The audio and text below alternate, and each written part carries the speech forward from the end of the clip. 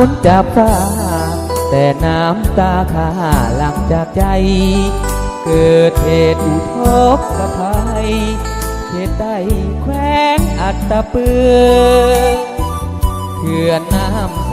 เปียนเสน้ำน้อยแตกลงดินเพียงบางเททำลายหมดเกลี้ยงเหลือเพียงแต่หอยน้ำตา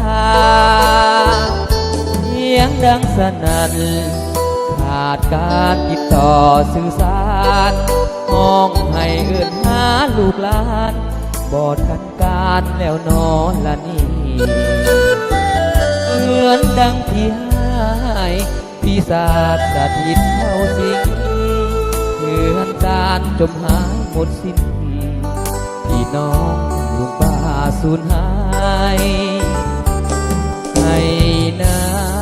ทรัพย์สินเอานาหลายปีอดออมเสียงลูกของให้วอนวอนสะท้อนในสวงนักหนาพี่น้องพัดพาก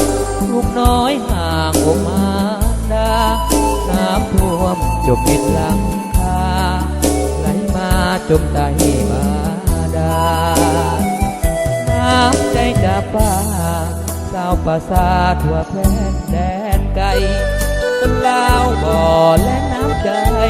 สาวเมืองสนามใจบ่ลืมศรัทธาทราบถึงน้ำใจคนไทยทอนห่มส่งมาช่วยเหลือพี่น้องอาวาให้หายและทบซ้ำใจ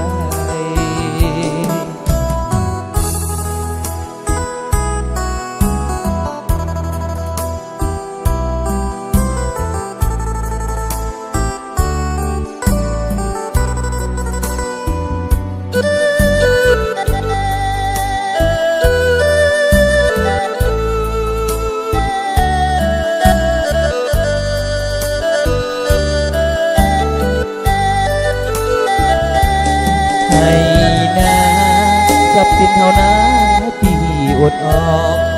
เสียงลูกขอให้วอนวอนสะท้อนในสวงหนักหนา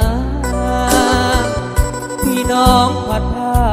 คลูกน้อยห่างอกมารดาน้ำท่วมจมดินหลังคาไหลมาจมใต้บาดาลน้ำใจจากฟ้าสาวป่าซาทั่วแคว้นแดนไกล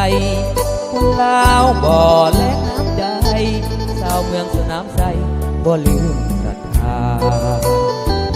ทราบซึ่งน้ำใจ